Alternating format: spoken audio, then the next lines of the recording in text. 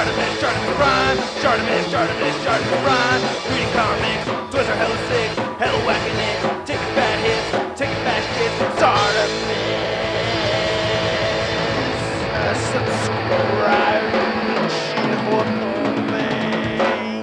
Oh, you got the poo-poo on the letter. Hey, what's up you guys? Chartemis Prime here, doing another Hot Toys figure review on the Avengers movie Mark VII Iron Man 1/6 scale collectible figure. I have to give a huge thanks to Javon for making this happen. Thank you so much, man. He sold me this figure for dirt cheap, so much so I'm just calling it a birthday gift, man. I'm very, very pleased to have this. If you want to show some love, follow him on Instagram. The link is below, and I am just so pleased to finally have this figure. I've been wanting it for years. Anyway, looking right over here, you can see we get some really nice packaging of the Mark VII, and you can see this kind of foil look right there with the Avengers. You get the same foil look right there with his arc reactor. Then on the back, there's not much going on. You just get this nice fade, and then you get the arc reactor again. On the top and bottom, it says Iron Man like that, and you get this gold packaging. And yeah, you can see I've already taken the figure out of the packaging. Of course, I did not hesitate. And then on the back over here, you can see all the people responsible for making the figure. All right, let's get to it and crack this thing open.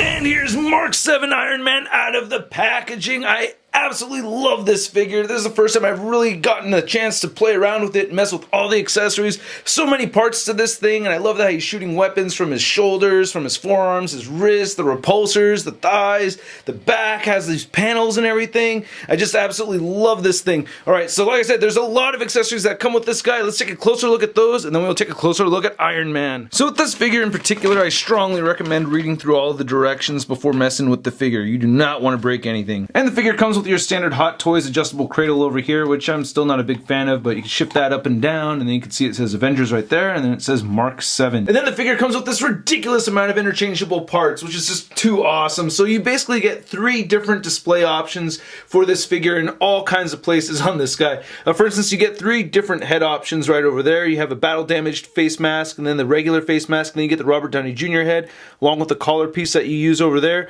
We also get 3 different options for the chest area. You get the battle damage, and then you get the regular chest plate, and then you can remove the chest plate. 3 different options right there for the shoulders, and then these little pieces right here is kind of like the bare one right there. You get these interchangeable arms, you get these missiles, you get 3 different sets of interchangeable hands, you get a pair of fisted hands, we get the repulsor blast hands, then we also get these super articulated hands right here, which are really cool because you could bend them right there at the thumb, and then they bend midway through at the thumb, and then you get joints right there at the knuckles, and then it bends twice on each finger, which is really cool. Then there's also batteries that come with this, which I'll show in a second, and then you get 3 different options for the thigh area too. Now this is the main helmet sculpt that we get with this figure. You can see he doesn't have any battle damage or anything like that, and I think this is a good sculpt.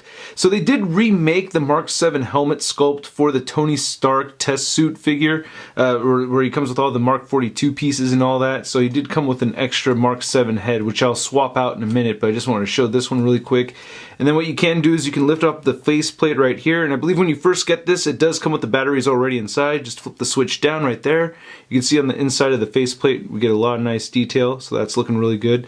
Anyway, you get some magnets that hold this together in place, and you just get that shifted on there, and that looks really, really nice. Very, very bright. I like that a lot. And then we can just swap this out for the battle damaged one, and just put this right in here, and that looks really cool too. I really love this battle damage that we get over here. That is just awesome. Just on the edges, you see that nice silver paint.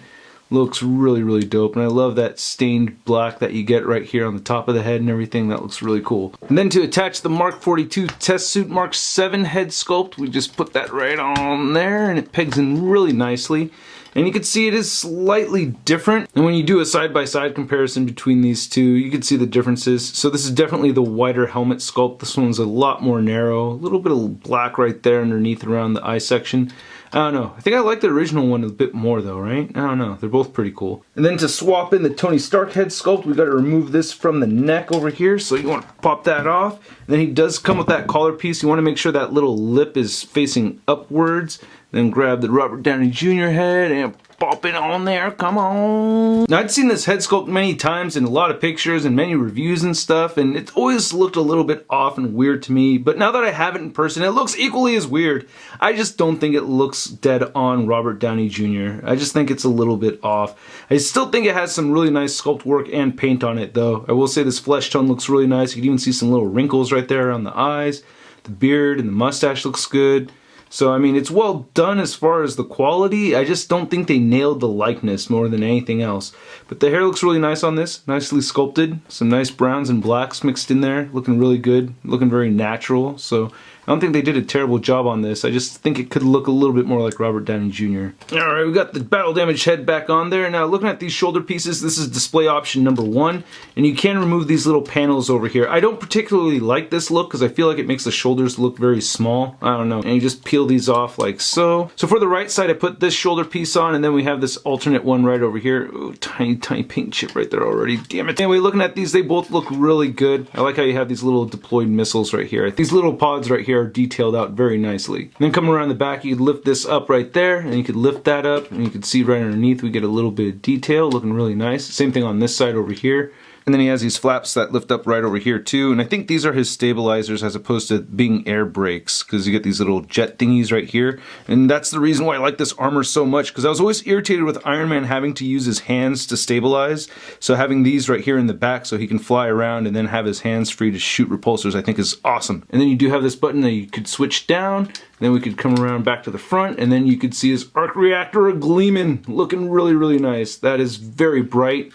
And then you can remove this right over here, and you can see all the details right there on the chest section. That looks really cool. And you can remove these side pieces right there, so you get this option going, get that off, and I really like the little details that we get right there. That looks awesome. Very, very nice look. And then you get this third option where you could attach the battle damage, and that battle damage is awesome. I like to add those 2 flaps on the sides again though. A little bit more complete having these on here, and that looks really sick. I love the silver and black right there. That is cool. Some nicks and gashes. I really dig that. And then we have this arm section. So this is just the regular display option you have right here. So you can see it has some paint wear and everything on it, which is intentional. And then on this right side, you can get this little missile deployed, which I think looks really, really cool. And you can do the same thing on the left arm as you saw in the beginning of the video. You could have missiles shooting out on both sides. And then you get interchangeable arms too. I'm just going to demonstrate this on the left side. And all these interchangeable pieces have directions as far as which way you can turn them and everything. Oh yeah, and then there's the light up function right here on the hands too, so that works out really nicely.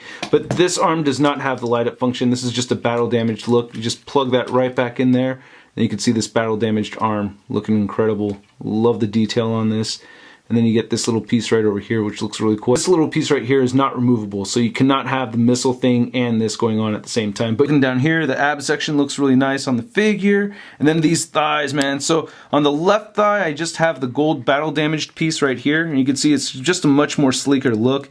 I like how that looks though. I think that's pretty cool. And then this is the more regular version right there. And then you can pop this off, and as you saw earlier, you can have the little missiles sticking out of it. And this just plugs into those 2 ports right there. You can see it has a lot of wear on it around here. Nice silver paint, nice black fading. These look really, really cool. So I love that you can do that on both of these legs. And then coming down here at the bottom, you can see that you can lift this piece out over here on this side and on this side, so you get some brakes going. Then you could lift this piece up, and you get some wires and everything, and that looks great. Great details on this. So you could do the same thing on this side as well. I guess my biggest gripe about this figure is I feel like his calves right here are a little too skinny, or his ankles. It feels like he has super skinny ankles, and I don't remember them looking that skinny in the movie, but still, I mean, it's really not a big deal compared to everything else I like about it. I just love this little attention to detail with all these little nicks and stuff like that.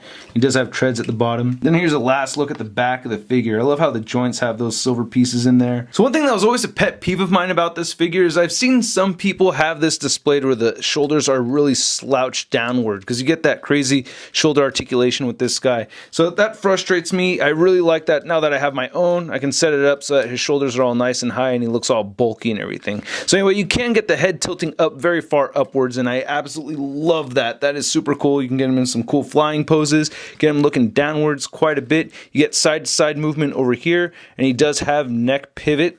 His shoulders can shift up and down, as I already explained, and they shift in and out. You get these spring-loaded shoulder pads on both sets of arms, so you can move the arms outward quite a bit. You can move them outward that much, and you can rotate them forward. You get a bicep swivel. You do get a joint at the elbow, so it bends in that much, and then you get wrist swivel, and it can move it all the way around. It's on a ball joint.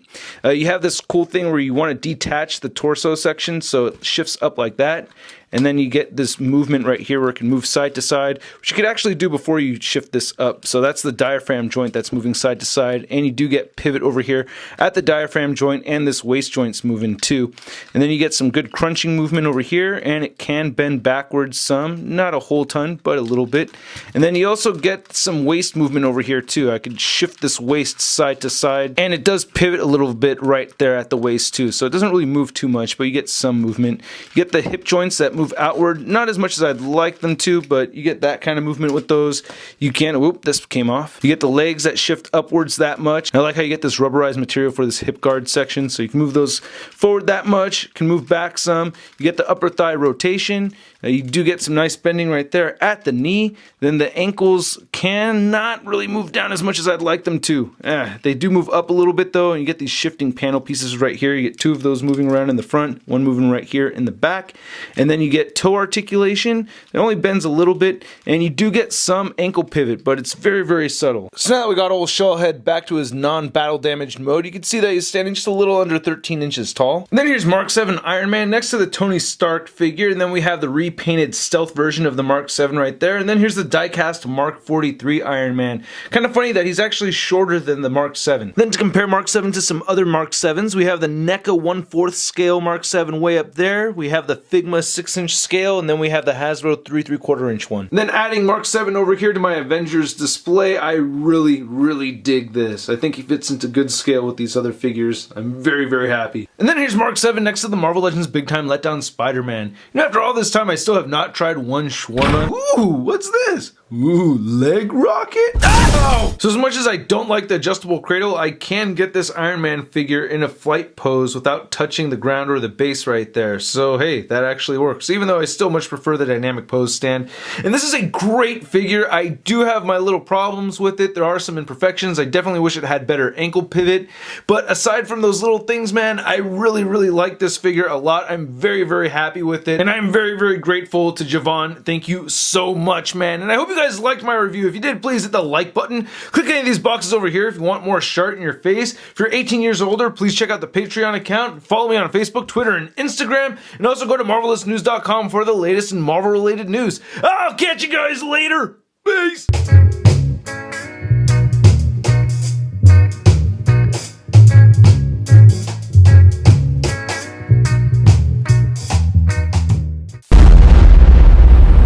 That's crispy. Wow. Spidey sense.